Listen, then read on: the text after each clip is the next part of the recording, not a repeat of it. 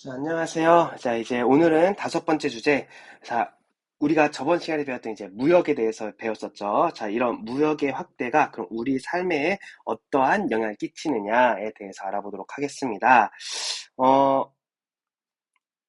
이게 여러분들 혹시 이거 본 사람 있는지 모르겠는데 이게 그 일본에서 파는 이제 치로루 초콜릿이라는 게 있거든요. 치로루 초콜릿. 어, 그런데 이게 어, 선생님이 가장 좋아하는 초콜릿이에요. 그래서 이 치로 초콜릿을 굉장히 좋아하는데 이게 굉장히 안타깝게도 우리나라에서는 팔지 않더라고요. 어, 그래서 만약에 저는 이 치로 초콜릿을 먹으려면은 어떻게 해야 돼요? 일본에 이제 여행을 가야만 이 치로루 초콜릿을 먹을 수 있거나 혹은 이제 먼저 뭐라고 해야 되나 그 뭐라고 하죠? 어, 직구매? 그 직구를 통해서만 이 초콜릿을 비싼 가격에 구할 수 있습니다.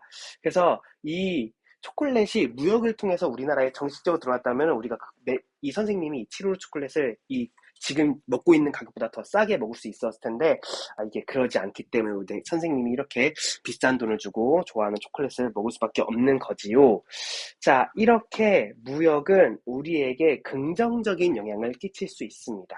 어, 내가 다양한 상품을 내가 좀 낮은 가격에 소비할 수 있도록 하는 이런 긍정적인 영향도 있지만, 선생님이 이 치롤 초콜릿을 먹음으로써 이제 우리나라에 있는 초콜릿을 먹지 않겠죠. 그래서 이런 국제 기업의 이런 그러니까 국내 기업의 초콜릿을 먹지 않는 그런 부작용을 가지고 오기도 합니다. 그래서 이런 무역의 확대는 우리에게 긍정적인 영향을 끼치기도 하지만 부정적인 영향을 끼치기도 합니다.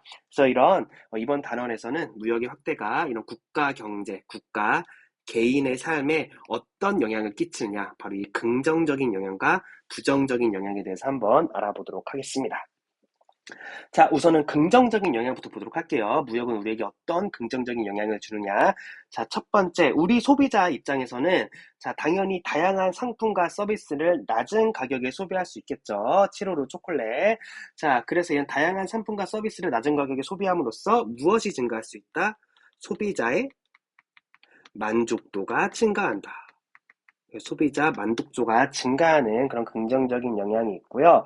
자, 그리고 우리의 생활 범위가 확대가 됩니다. 자, 우리가 무역이라는 걸 이야기했을 때, 이런 자원이라든가 공산품, 농산품, 그런 것도 이때 왔다 갔다 하지만, 무엇도 이제 교역이 된다고 했어요? 생산 요소, 노동력도 이제 왔다 갔다 할 수 있고, 서비스도 이제 왔다 갔다 할 수 있다고 했잖아요. 그래서 이런 해외여행, 그리고 해외 취업, 이런 것들을 통해서 생활 범위가 확대되는 그런 긍정적인 영향을 가져올 수도 있습니다. 자, 그럼 기업은 어떤 긍정적인 영향이 있느냐? 자, 첫 번째로 무엇이 가능해지냐면요. 규모의 경제라는 게 가능해지게 됩니다. 규모의 경제. 자, 규모의 경제란 무엇이냐? 생산량이 늘어나. 그러니까 이 규모가 커지다 보면은 생산량이 일어나게 되겠죠. 자, 우리나라에선 팔면은 10개만 만들 수 있어. 그런데 해외에 팔게 되면서 100개를 만들 수 있게 되는 거예요. 그래서 이렇게 생산량이 늘어나면은 제품 단위당 평균 생산비가 하락을 하게 됩니다. 한 개를 만드는 데 드는 비용이 이 생산량이 늘어나면서 더 떨어진다는 거예요. 어, 그래서 이런 규모의 경제가 가능해지게 되면서 당연하겠죠. 자, 뭘 만들까? 그 초콜릿을 계속 얘기할까? 초콜릿을 만드는 기계가 있다고 쳐요. 이 초콜릿을 만드는 이게 기계입니다. 초콜릿을 만드는 기계. 이렇게 생겼다고 쳐요. 초콜릿을 만드는 기계가 막 이렇게 있는데, 연기 나오고. 자, 이 초콜릿을 만드는 기계는 10개를 생산하든, 100개를 생산하든 똑같아요. 똑같은 가격의 기계를 사야 이제 초콜릿을 만들 수 있는데, 그거는 10개를 만들든, 100개를 만들든, 이 초콜릿을 만드는 기계를 사는 가격은 똑같습니다. 그런데 당연히 이 비싼 가격을 주고 산 이 초콜릿 기계로 10개를 만드는 것보다 100개를 만드는 게 더 생산비가 하락할 수 있겠죠. 그래서 이런 것 때문에 생산량이 늘어남에 따라서 평균 생산비가 하락하게 되는 거예요. 그래서 이런 규모의 경제가 이제 가능해질 수 있다. 무엇으로 인해서? 무역으로 인해서. 자, 그리고 이 무역이 활성화되다 보면은 기업의 경쟁력이 강화가 됩니다. 당연하겠죠. 우리가 이제 국내 기업이 이렇게 무역이 활성화되다 보면은 국내 안에서의 경쟁뿐만 아니라 어디에서의 경쟁도 이겨야 돼요? 외국과의 경쟁에서도 이겨야겠죠. 그래서 어, 외국 기업과의 경쟁에서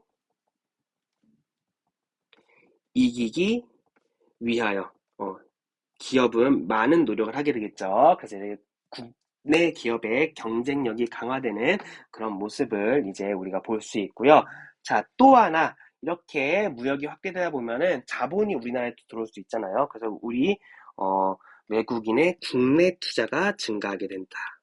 우리나라에 자본이 많이 들어오게 되겠죠. 자, 우리나라에 자본이 많이 들어오면은 당연히 국내 경제가 활성화되고요.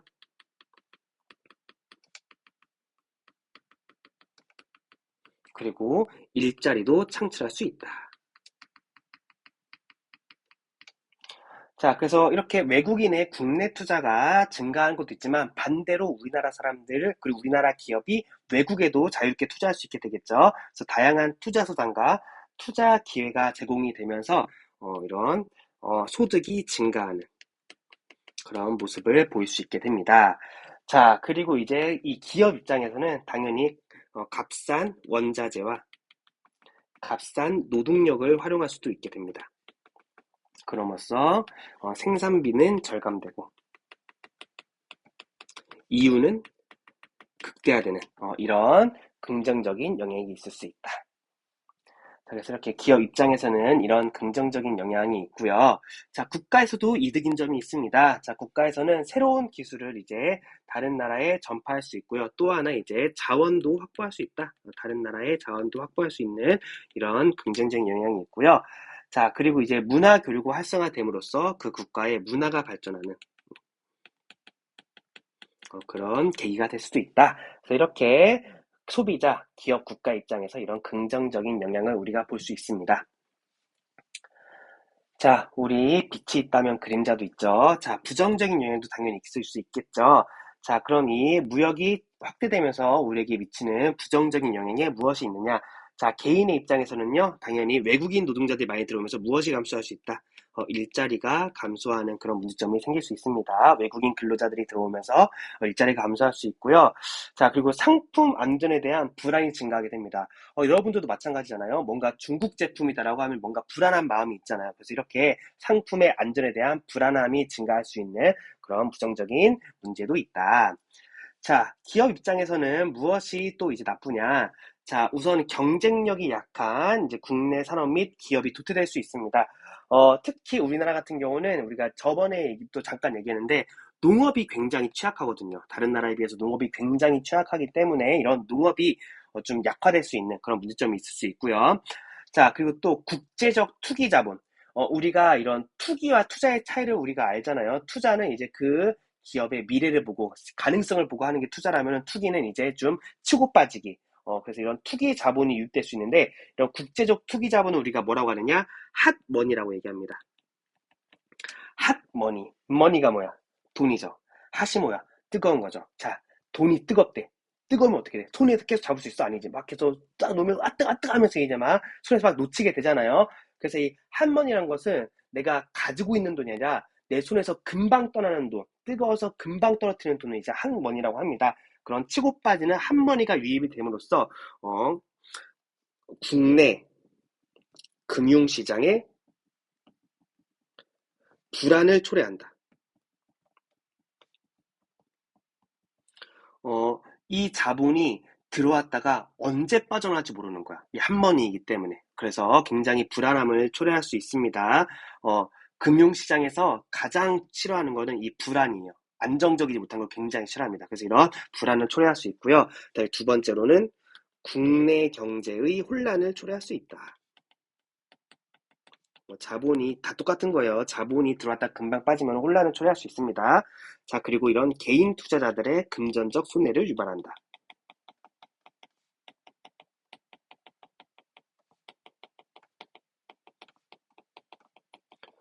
어, 여러분들도 해외에 투자는 잘 안 하잖아요. 이렇게 해외에 투자하는 것은 주로 이제 대기업이 큰 자본을 가지고 투자를 하는 경우가 많은데, 우리나라도 마찬가지입니다. 외국에 있는 큰 자본이 들어왔다가 금방 빠져버리면은, 자, 이제, 뭔가, 주식이 오르네?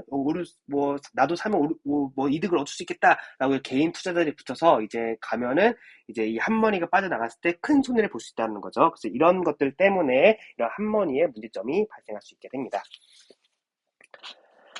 자, 국가적인 측면에서는요, 이런 정부의 자율적인 경제 정책 운용이 어렵게 됩니다. 외국의 영향을 많이 받기 때문에 우리 안에서 뭔가 자율적으로 뭔가 좀 경제 정책을 해보자라는 게 좀 어려워질 수 있겠죠. 자, 그리고 다른 나라의 경제 상황, 정책이 국내 경제에 끼치는 파급 효과가 커진다.